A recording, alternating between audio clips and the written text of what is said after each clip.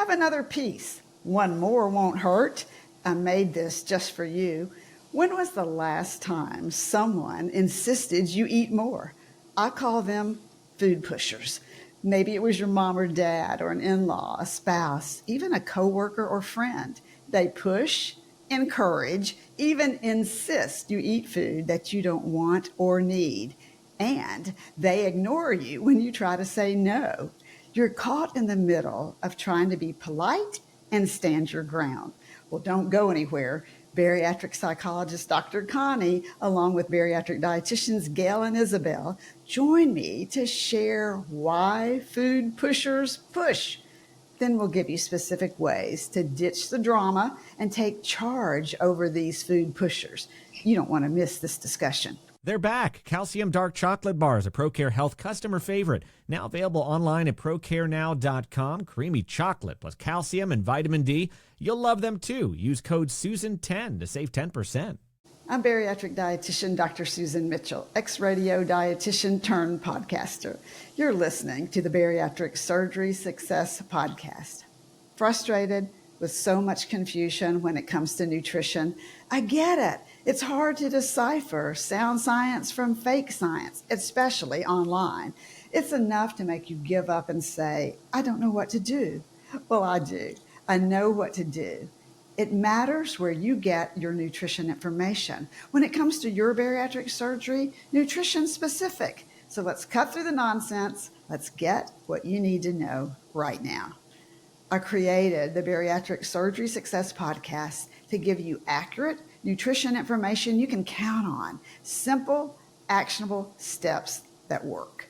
I'm here to help you feel great every single day. Get out there and do the things you want to do. You're in the right place, friend. So let's get started. Do you receive my weekly newsletter called Breaking Down Nutrition? If not, what are you waiting for? It's a quick way to keep up on nutrition for your bariatric lifestyle. You'll be the first to know about helpful nutrition tips and recipes, giveaways, product specials, or the latest interview, like today, that you don't want to miss with Dr. Connie, Gayle, and Isabel. You can sign up on my website, breakingdownnutrition.com. Well, joining me in the studio, Atlanta-based bariatric psychologist, Dr. Connie Stapleton. If you're a regular listener, you know that Connie doesn't hold back. She gets right to the core of the issues. She always shares practical ways for you to improve your relationships with food, other people, most importantly, with yourself, which is exactly what we're talking about today. You're going to find it so helpful. And don't forget, you can find links to Dr. Connie's website and her books, as well as her podcast called Bari Aftercare, in the show notes. Also here are your favorite expert bariatric dietitians, Isabel and Gayle. Now, these two stay up to date. They know what's going on when it comes to bariatric nutrition. Isabel Maples is a bariatric coordinator at UVA Health in Haymarket, Virginia. Gayle Smith is the bariatric dietitian at the Weight Loss and Bariatric Surgery Institute in Orlando, Florida. You can find both Isabel's and Gayle's contact information in the show notes. Well, hello, Dr. Connie, Isabel, and Gayle. Thank you so much for being here. Hi, everybody. Hey, Yeah, Susan. hey. Well, food pushers. This is not just a bariatric thing, is it? So, Dr. Connie, I want to jump right in. I want to start with the psychology angle. From your view, what is a food pusher?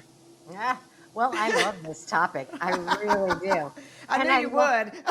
And I love that we have such a great group of people to talk about it. But first of all, I really love the term because that's exactly what's going on there. People are pushing on you.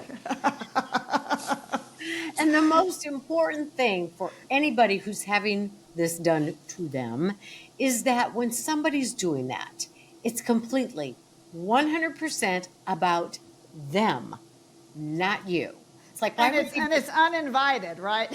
It is. It is uninvited. And so sometimes we're like, why do they do this to me? It's not about you. It's about them.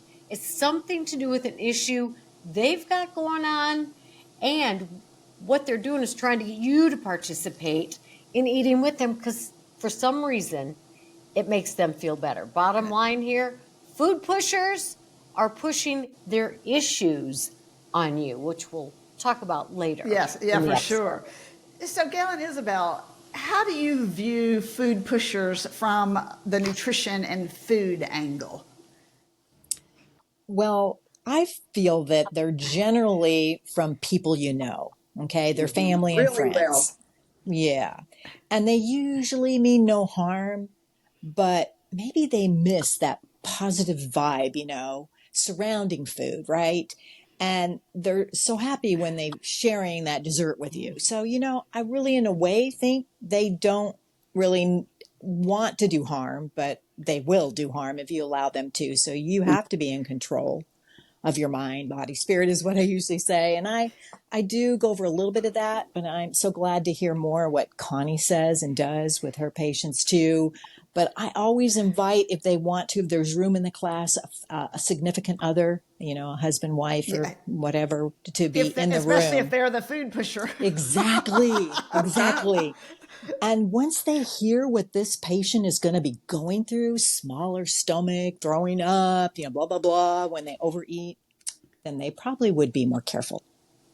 And Gail and I spent a lot of time in clinic really helping patients to understand their fullness cues because they feel so different after surgery. Fullness feels different after surgery. Almost all of my patients tell me. And so once the patient can finally identify it, we want them to stop at the first sign of fullness. Mm-hmm. Well, exactly. If somebody's offering you a extra serving or a really indulgent dessert or snack food that is not going to make you feel your best, you're not going to be as comfortable. And then the emotion gets really twisted with not being able to say no. Exactly. Okay, I have to, as if you can't tell by my accent, I did grow up in the South where food is a huge part of our culture. We love good food and we love sharing it. So a good host always makes sure that. So from one standpoint, I understand one type of food pusher, the one who's just trying to show love, how much they care for you, to make you happy, to let you have a great time at the event where you are. But that food pusher can also carry it too far. So Connie, with this food pusher who just means it for good, the one who's all about culture and food, how do you handle it? How does the person handle it? Still let them know that they're much appreciated. If we look at this from the perspective of, remember, this person is doing what they're doing because they want or need something from you. So in this case, it's likely validation or praise or acknowledgement. So you can give them what they want without necessarily eating the food. For example, Ooh, that's good. Gush over, wow, what an amazing food spread you've prepared, if there is one. Or talk about how, everybody knows this person is famous for their whatever it is. That's a great point. Great point. Yeah, Love it. how no one could possibly compare in preparing this dish. So lay it on thick, and the person's probably going to forget that you're not even eating the thing. Or, continue to ply them with compliments while sliding in that you'd prefer to take it home with you for later. I love it. Isabel, do you see a lot of this? I know you were telling me at one point about your first awareness at work. Tell us about that. Well, the first time I really understood what a food pusher was when it was probably 25, had a coworker who was, working on making some healthy choices. She had done a great job with her changes, but she got sabotaged every time she went to her aunt's house. Meanwhile, this is a really favorite aunt. All the holidays were at her house. She loved this aunt, and she could not say no. This woman was single, and maybe that's why she was always trying to give her an extra serving, give her something indulgent, send her home with leftovers that my friend didn't want, but she couldn't say no. But she finally realized that she got to the point where she didn't even want to go see her aunt anymore. And this was her favorite aunt. And that's when she realized she needed a different strategy to get her no across. And we're going to get into some good strategies here in just a couple of minutes. Gail, what about you? When you're dealing with, the host and the family member, if it's a family member you're close to? Yeah, I agree with everybody that you really do need to express your appreciation. I mean, just offering to have you there for the event and the dinner and the meal, because that's one less you have to cook yourself. And you just have to remember you have to be honest with yourself, because I know some people could get tempted, want to go for that second piece. But with a bariatric patient, they have a little more control early on because of the small size of their stomach. But you really have to remember your goals. And I think, like Connie said, I think it might be a really good idea to say, hey, this is great and how great it is, and I'd really like to take some home with me. I loved that point. Yeah, that was a great idea. Yeah. And you could get the protein, the vegetables, and that'll help you with your meal prep for sure that week. And then you'll please her as well. I'm sure she'd be happy to send you home with a bag of it. Yeah, because I don't think you should ever have to feel bad about stating that you've had plenty. So, Dr. Connie, guilt becomes an issue here because you might feel bad about saying no. Talk a little bit about guilt and why you don't need to feel badly or guilty about saying no. Yeah, well, remember, the food pusher is pushing their agenda, their needs. But this thing about not being able to say no, that's a you thing, my friends. That is a you thing.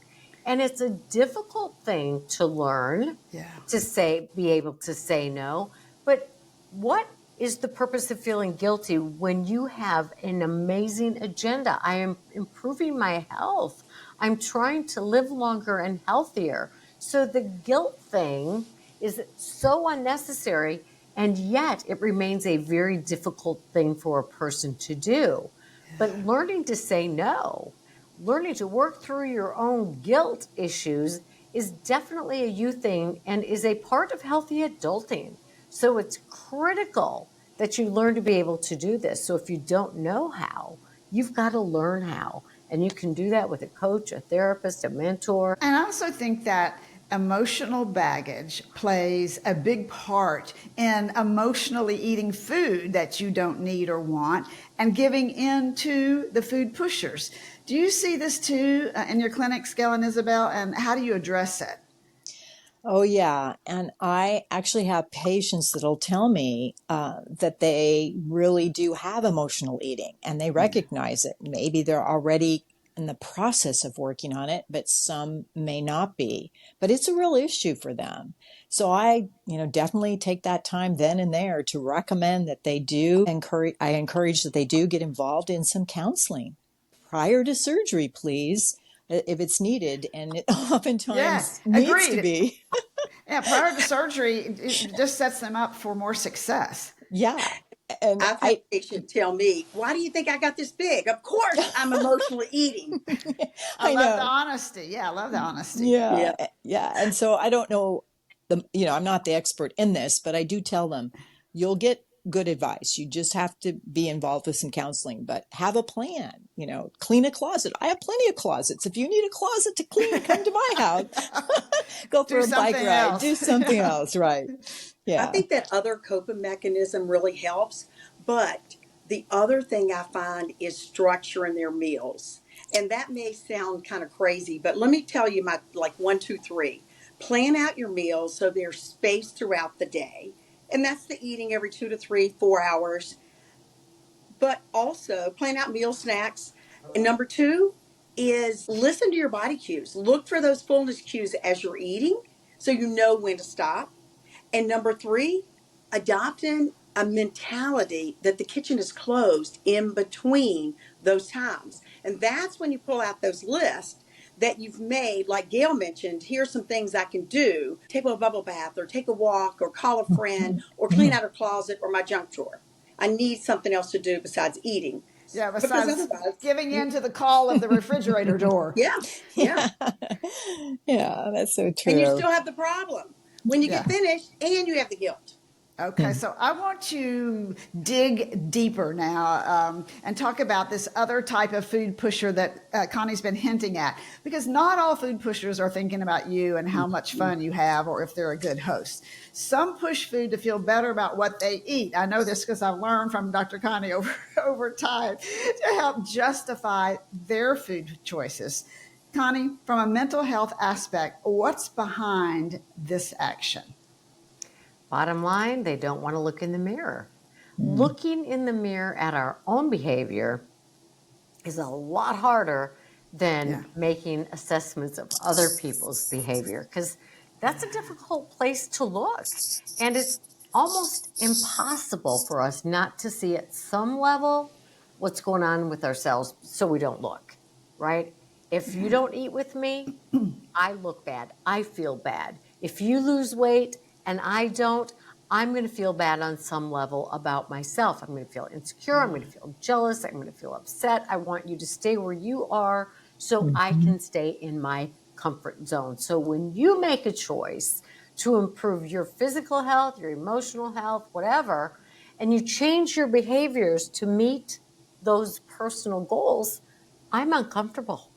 I'm uncomfortable because our relationship is going to change. I'm afraid I'm going to lose you. I'm afraid you're Yes. judging me, all of those things. You know, we did a podcast before, and I just can't think of the number right off the top of my head, but I can put it in the show notes, Connie, where we talked about which relationships change after bariatric surgery and why they change, and that was really eye-opening. So I will put that podcast episode number in there so you can hear more in depth if that interests you. So, Gayle and Isabel, when you're counseling food choices, how do you address the adamant food pusher and teach that it's okay to say what you want and choose to eat?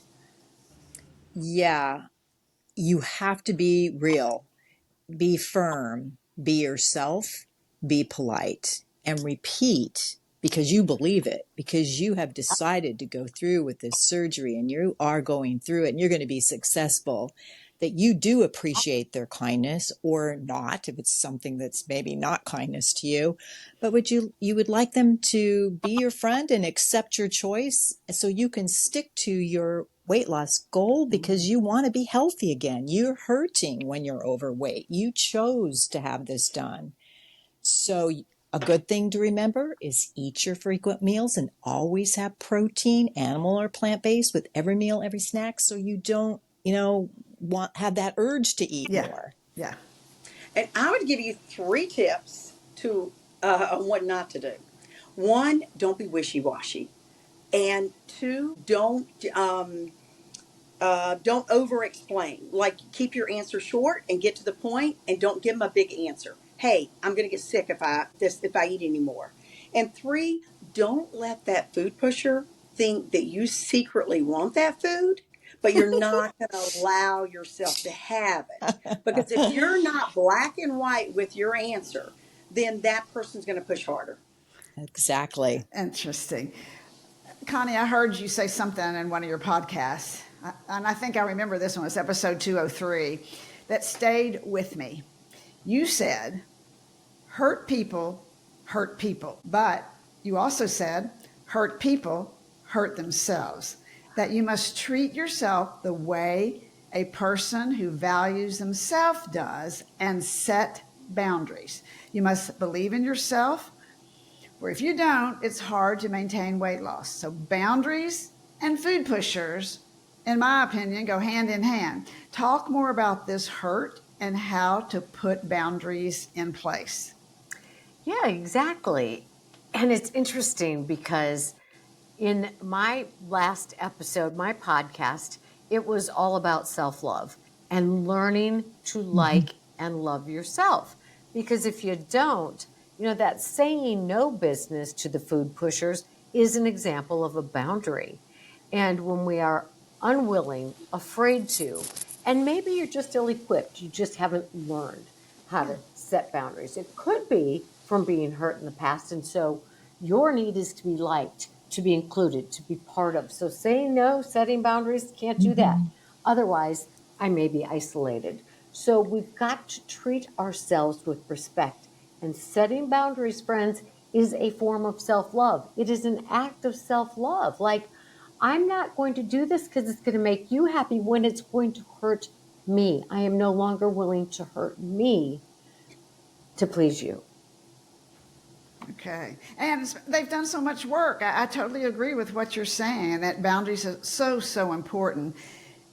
Gayle, do you all use phrases to teach how to deal with food pushers without drama, without creating drama in a relationship? Like, I personally my dietitian says that's off limits for me at the moment. I don't mind taking the blame at all. Yeah, I don't either. And I would say that, or tell them to say that, or maybe guidelines. These are guidelines from my surgeon, my medical team, and it's their plan that I do want to agree with them and continue my success. So I need to eat to that feeling of fullness, and consequences from eating too much are just not an option for me right now. So thank you very much, but no. Yeah. Exactly. Yeah, and we use short, simple statements, even getting the person to practice them on a friend, even. Hey, it was delicious, but I can't eat another bite. Or, thanks so much, but I am so full. Save some for later. Or, I can't eat another bite. I might throw up if I do. And if you really want to stop them in your tracks, you might say something like, I'm going to run to the bathroom, or I'm going to have diarrhea, or something like that. And if you really have to just pull out the thing. That should take care of it. Yeah, that's a good one. I like that, Isabel. Or I like what. Hopefully you don't have to say that. But these are usually people that you're really close with. Yeah, and that's absolutely. why the no is even harder. Yeah. So as we wrap up, each of you have so many good tools, so many things that you have shared. What would be your most helpful food pusher tip that you can get started with right now if you're listening thinking, oh man, I have several food pushers in my life and I'm going to say no? Let's start with you, Connie. Actually, Isabel just said it. Practice it. Practice say no. Look in the mirror and practice it. Practice with a friend. Dig deeper with a therapist and learn a script. Practice it over and over and over. Then get therapy and find out where that struggle for you comes from and work through the feelings you experience when you do say no, and it'll get infinitely easier. I love that. How about you? Yeah, go ahead. Person aside, not at the event that you're at, but at a separate, non-emotional time when there's no food involved, and say, hey, can I get your help? I've been doing a lot of work in this area, and I really need an ally. This is something I need. I can't do this. And again, it's short answers. You don't give them the whole spiel, and just say, can I count on you for help? I really like that. Great. And Gayle? And I would say I'm too full to take another bite. And then change the subject. No, you could, or you could say, but that was such a great dish. Can I have the recipe? What did you do? How did you make it? Yeah, like Connie was saying a few minutes ago, where you just said, oh, you're the greatest, whatever. Yeah. That's true. Wow.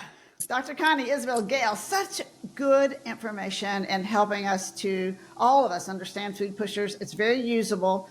It's very realistic. I want to thank you today for coming on the podcast, for your valuable time, and for giving us guidance on how to handle food pushers. Thank you. Thank you, Susan. Here's what I want you to do this week. You heard Dr. Connie, you heard Gayle and Isabel. I want you to think about the food pushers in your life. I want you to think about how you respond. Do you need to work on that response and why it's hard for you? And if so, see a good mental health counselor. Are you working with your bariatric dietitian? Are you setting those boundaries and putting yourself first with the changes you need to make? Because remember, it's all about you in this journey, and you are worth it. Bariatric Surgery Success with dietitian Dr. Susan Mitchell is produced and owned by Practicalories, LLC. All rights reserved. Remember, the content provided on this podcast is for information purposes only and doesn't create a patient-provider relationship. It's intended to provide reference material and is not designed to provide medical advice. Please consult your healthcare provider regarding any medical issues you have relating to symptoms, conditions, diseases, diagnosis, treatments, and side effects. Podcast guests express their own opinions, experience, and conclusions which do not not necessarily reflect or agree with the host, Dr. Susan Mitchell or Practicalories LLC.